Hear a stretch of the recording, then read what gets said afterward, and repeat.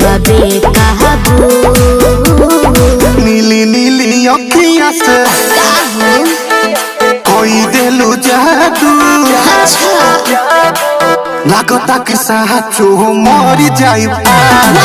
नीली नीली अखियां से कोई दिलू जादू। लागता कि साचो मर जाई आज।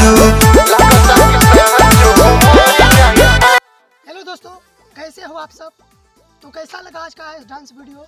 उम्मीद करता हूँ कि आज का डांस वीडियो आपको अच्छा लगा होगा। तो यदि आपको अच्छा लगा हो तो वीडियो में कमेंट करके बताइए कि कैसा लगा आपको डांस।